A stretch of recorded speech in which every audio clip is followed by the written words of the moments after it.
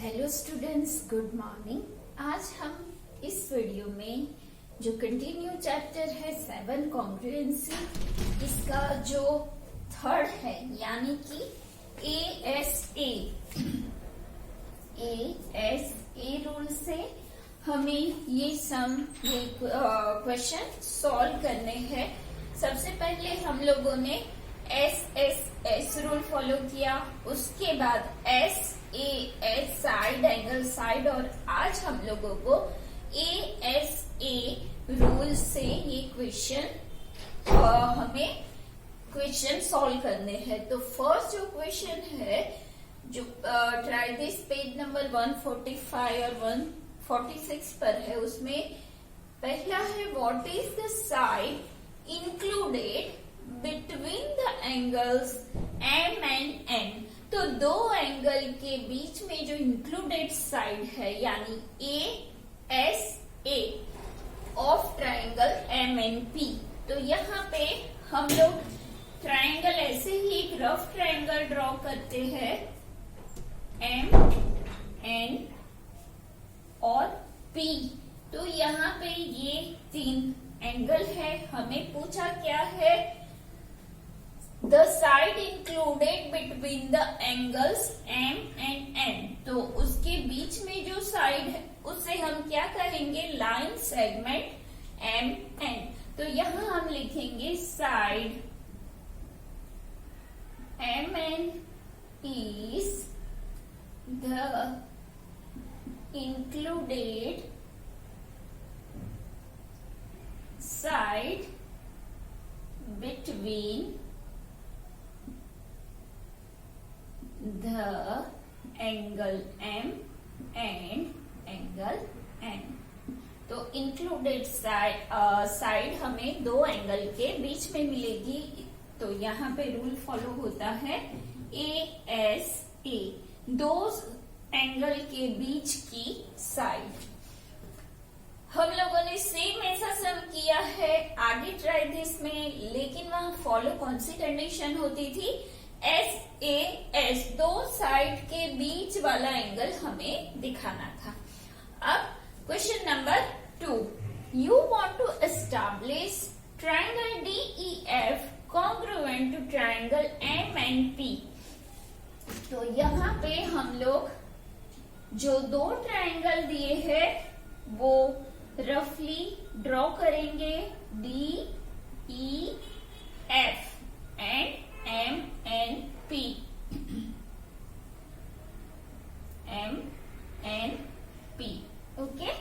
अब क्या है, यूजिंग द ASA, यहाँ पे हमें ये कंडीशन फॉलो करनी है, ASA congruency rule, you are given that angle D is equal to angle M and angle F is equal to angle P। तो ये जो दोनों है वो एंगल सेम है दोनों ट्राइंगल के बीच में। What information is needed to establish the congruence? तो हमें ये कॉन्ग्रुएंसी रूल सॉल्व करने के लिए या तो प्रूव करने के लिए और कौन से चीज की जरूरत पड़ेगी, तो दो एंगल तो हमें ऑलरेडी दिए गए हैं, तो बीच में क्या चाहिए, इंक्लूडेड साइड। तो वो ही हमें यहाँ पे लिखना है। अभी यहाँ हमें दिया क्या है, in the above figure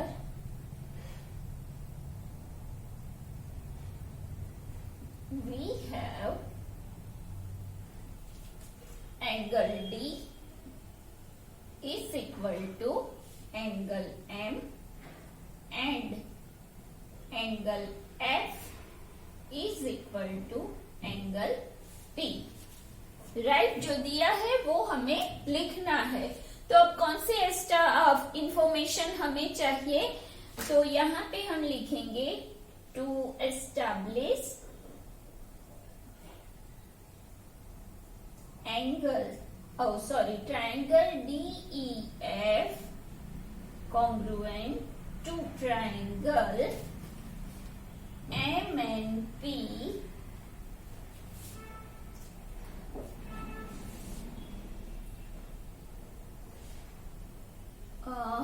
angle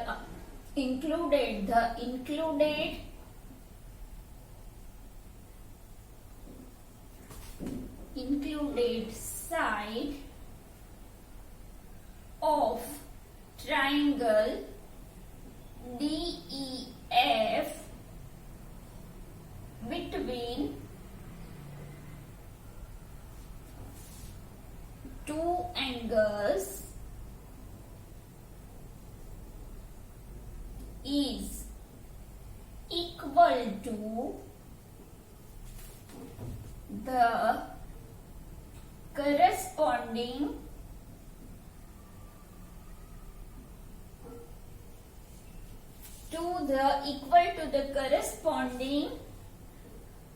included side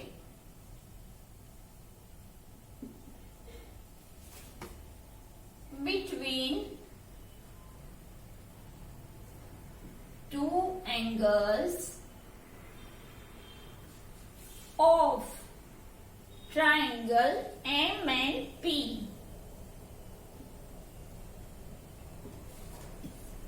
तो यहाँ हम लोगों ने क्या लिखा, ये कॉन्ग्रुएंसी प्रूव करने के लिए हमें यहाँ पे जो इंक्लूडेड साइड दो एंगल के बीच में है एक ट्रायंगल की, वो उसके करस्पॉन्डिंग जो ट्रायंगल है उसकी इंक्लूडेड साइड और दो एंगल के बीच में यहाँ पर क्या है, कॉन्ग्रुएंसी है। ये साबित करने के लिए हमें क्या करना है कि दोनों इक्वल है, ये बात लिखनी है।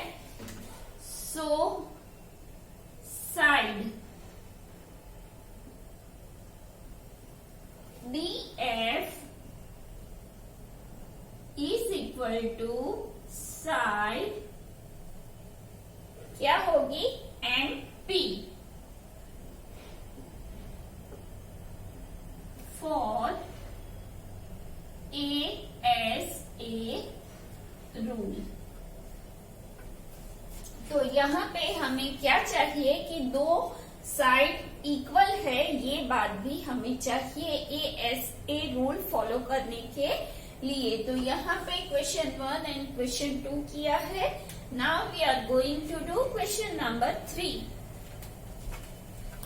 क्वेश्चन नंबर 3 में आपको अलग अलग मेजरमेंट के ट्राइंगल दो दिए जाएंगे, करस्पॉन्डिंग है या नहीं, कॉन्ग्रुएंसी वो दोनों के बीच में है या नहीं, अगर है तो उसे हमें सिंबॉलिक फॉर्म में लिखना है। और यहाँ कौन सा रूल अप्लाई करना है, ASA यानी कि एंगल साइड एंगल। यहाँ पे हमें दो ट्रायंगल दिए हैं, तो हम पहले लिखेंगे in triangle ABC and triangle DEF angle A is equal to 40 degree. यहाँ पे है angle F is equal to 40 degree. So angle A is equal to angle F is equal to 40 degree. तो एक जो एंगल है corresponding angle से match करता है। दूसरा जो है वो क्या है, angle B is equal to 60 degree. उसके बाद यहाँ पे angle E is equal to 60 degree. So angle B is equal to angle E is equal to होगा 60 डिग्री। तो दोनों करस्पॉन्डिंग एंगल है वो सेम है। अब लास्ट क्या है, उसकी साइड। तो यहाँ पे है AB is equal to 3.5 centimetre. DF में कौन सी साइड है, EF is equal to 3.5 centimetre.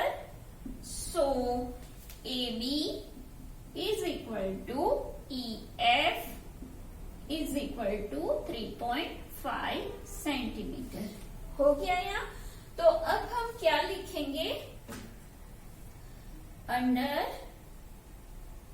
1-1 correspondence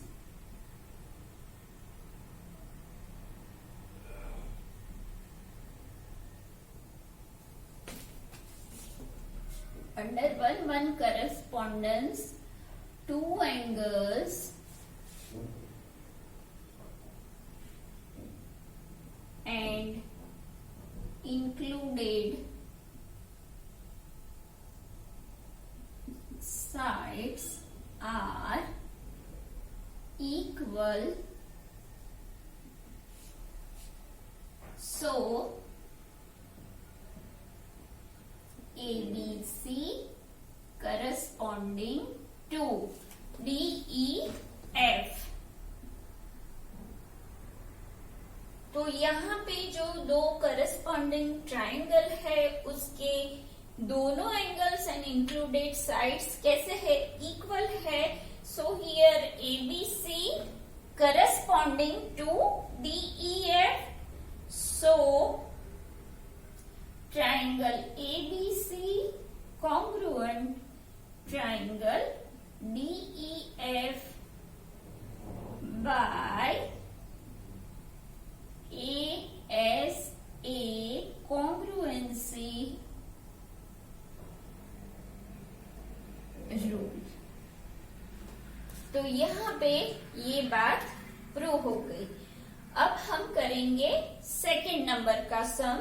तो यहाँ पे भी हमें यही करना है कि दो एंगल और जो इंक्लूडेड साइड है वो सेम है या नहीं। तो सबसे पहले हमें यहाँ पे राइट एंगल दिया है, तो अभी यहाँ के लिए हमें ये यूज नहीं करना है राइट एंगल वाला। तो हम क्या करेंगे कि दो एंगल दिए हैं तो थर्ड एंगल जो है वो हम फाइंड कर देंगे। तो सबसे पहले हम क्या लिखेंगे, in triangle PQR angle P is equal to 180 minus ये दोनों का होगा plus 90 degree plus 50 degree is equal to 180 degree minus कितना होगा 140 degree is equal to 180 minus 140 कितना होगा 40 degree. So angle P is equal to 40। वैसे ही बिल्कुल इसके जैसे ही हम DEF में F को फाइंड कर सकते हैं क्योंकि मेजरमेंट दोनों का सेम है।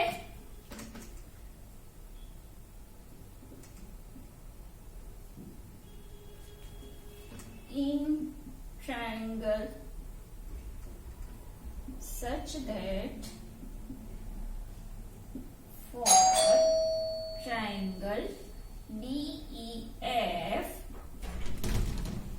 angle F is equal to 40 degree. तो यहाँ पर हम लोगों को एंगल P और एंगल F दोनों 40 डिग्री का मिल गया है। तो हम क्या लिखेंगे, so angle P is equal to angle F is equal to 40 degree यहाँ पे हो गया। अब हम ये दोनों एंगल लेंगे। F हम लोगों ने फाइंड कर लिया है और P भी हम लोगों ने फाइंड कर लिया। इसका मतलब कि हमारे पास दो एंगल है और एक साइड है। अब जो दूसरा है वो कौन सा है, angle R is equal to 50 degree and angle E is equal to 50 degree. So angle R is equal to angle E is equal to कितना होगा 50 डिग्री। तो यहाँ पे हम लोगों को दो जो एंगल है वो सेम मिल गए हैं। अब हमें चाहिए साइड। हम लिखेंगे PR is equal to 3.3 centimetre और EF इज इक्वल टू कितना है 3.5 सेंटीमीटर। इसका मतलब कि PR एंड EF दोनों कैसी है, डिफरेंट लेंथ वाली है। तो हम यहाँ लिखेंगे so PR is not equal to EF। तो यहाँ पे दो एंगल सेम है लेकिन दो साइड की लेंथ सेम नहीं है। सो here triangle PQR is not congruent to the triangle DEF। यहाँ 1-1 करस्पॉन्डेंस जो है वो प्रूव नहीं होती है, सब वर्टाइसेस एक दूसरे को मैच नहीं करते हैं, इसीलिए दोनों ट्रायंगल एक दूसरे को कॉन्ग्रुएंट नहीं है। तो अब और दो जो सम है वो आपको खुद से करना है, मतलब कि 3 और 4 इसका जो है वो आपको होमवर्क में करना है। 3 और 4 वैसे तो आपको इसके 4 जो सम है 1 to 4 वो सब करने हैं, लेकिन ये सब मैंने कराए हैं, लेकिन ये दोनों आपको खुद से करने हैं। So now we are going to do question number 4। अब क्वेश्चन नंबर 4 है और एक भी है, लेकिन मैंने यहाँ पे 2 ही लिखा है। आपको बताना है, यहाँ आपको अलग अलग मेजरमेंट दिए हैं 2 ट्रायंगल के बीच में, हमें प्रूव करना है कि कौन सा ट्रायंगल किसके साथ कॉन्ग्रुएंट है। अगर है तो हमें सिंबॉलिक फॉर्म में दिखाना है यहाँ पे। तो देखिए ये आपको पता चल जाएगा कि यहाँ पे ट्रायंगल DEF की बात है, यहाँ पे PQR की बात है। यहाँ D = 60 डिग्री। तो पहले हम 2 फिगर ऐसे रफली ड्रॉ करते हैं। तो यहाँ पे है DEF और दूसरा ट्रायंगल है PQR। अब यहाँ पे D = 60 डिग्री है, तो वहां Q = 60 डिग्री है। उसके बाद F = 80 और क्या है R = 80। अब यहाँ पे साइड का मेजरमेंट है 5 सेंटीमीटर, वैसे ही बिल्कुल यहाँ पे है 5 सेंटीमीटर। तो सब सेम है। ASA रूल यहाँ पे हो सकता है अप्लाई, तो ये प्रूव हो सकता है 1-1 करस्पॉन्डेंस अंडर। तो हम यहाँ पे क्या लिखेंगे, in triangle DEF and triangle PQR, angle D is equal to 60 degree, angle Q is equal to क्या होगा 60 degree। So angle D is equal to angle Q is equal to 60 degree हो गया। अब दूसरा angle F is equal to 80 degree, angle R is equal to 80 degree. So angle F is equal to angle R is equal to 80 degree। अब जो side की length है वो लिखेंगे हम, DF is equal to 5 centimetre, QR is equal to 5 centimetre. So DF is equal to क्या होगा यहाँ पे,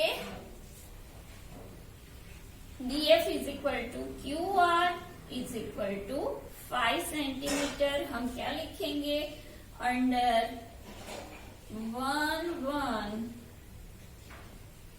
करस्पॉन्डेंस क्या होगा यहाँ पे, DEF करस्पॉन्डिंग टू क्या होगा, यहाँ D के साथ कौन है तो Q, उसके बाद F है DEF, यहाँ मैंने लिखा DEF, तो D के साथ हमने मैच किया Q को, फिर E के साथ कौन है तो P, QPR, ये हमें मिलेगा। सो triangle DEF congruent to triangle QPR by ASA rule। तो ऐसे ही बिल्कुल हमें दूसरा देखना है, वो भी सब मेजरमेंट सही है। कौन सी यहाँ पे करस्पॉन्डेंस मिलता है, 1-1 करस्पॉन्डेंस अंडर कौन सा ट्रायंगल किसके साथ मिलता है, वो हमें लिखना है। और थर्ड है, इसका मतलब कि क्वेश्चन नंबर 4 आप पूरा कर सकोगे। सेम ही सब चीज है, वैसे ही बिल्कुल क्वेश्चन नंबर 5 है। जो भी आपको क्वेश्चन किया है वो ही उसका ही आंसर लिखना है। तो आज हम लोगों ने पूरी ट्राई दिस एक्सरसाइज जो इस पेज पे है उसके क्वेश्चन 1 to 5 आपको पूरे नोटबुक में कंप्लीट करने हैं। क्वेश्चन 1 to क्वेश्चन नंबर 5 जो मैंने कराए हैं वो भी, जो नहीं कराए वो आपका होमवर्क है, मतलब कि वो खुद से करना है। टोटल आपका होमवर्क पूरी ट्राई दिस एक्सरसाइज है जो कि ये पेज पर है। तो ये है आज का आपका होमवर्क। तो आज के वीडियो में बस इतना। नेक्स्ट वीडियो में हम वापस रिमेनिंग एक्सरसाइज के साथ मिलेंगे। Till then bye bye.